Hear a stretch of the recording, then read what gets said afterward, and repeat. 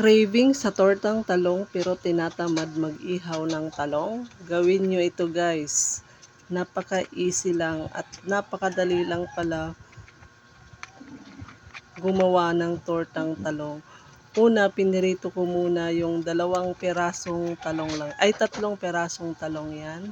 Pinirito ko muna. Sakto lang yung laki niyan. Kaya nakagawa lang ako ng mga 2 lang na tortang talong. Pagkatapos ko ngang prituhin yan ay kinuha ko lang yung laman niya, iniwan ko yung balat. Ganyan lang ginawa ko.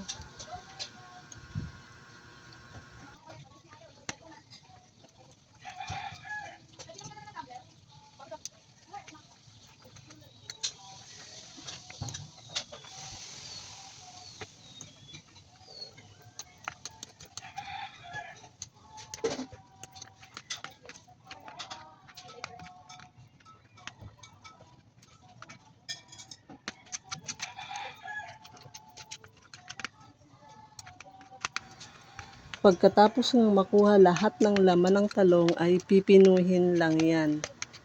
Kagaya nitong ginagawa ko.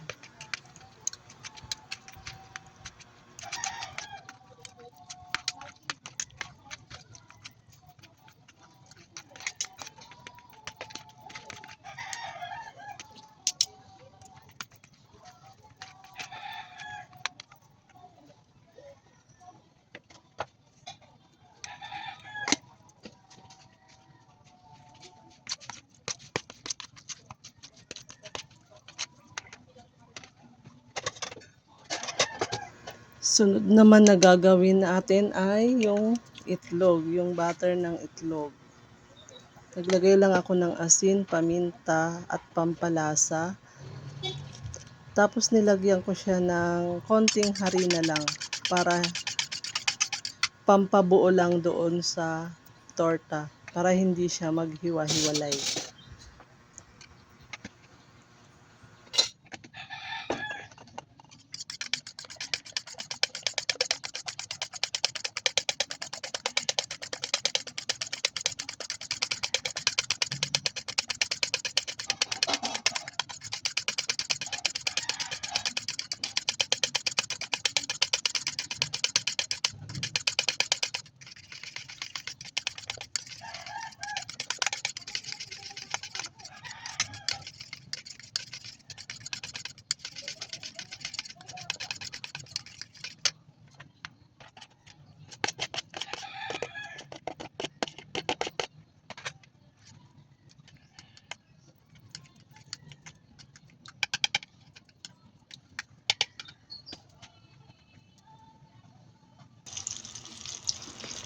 Pagkatapos nga guys, ayan na, piprituhin lang natin na parang itlog.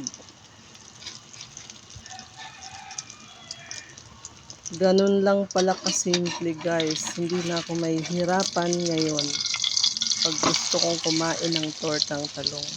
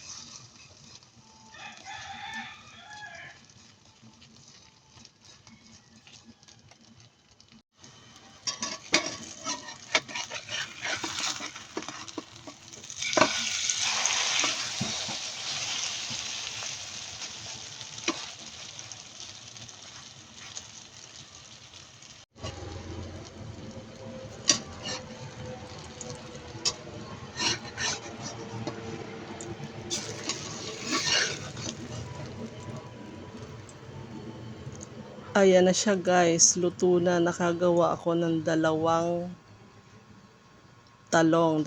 pirasong tortang talong. Ayun lang, salamat sa panonood.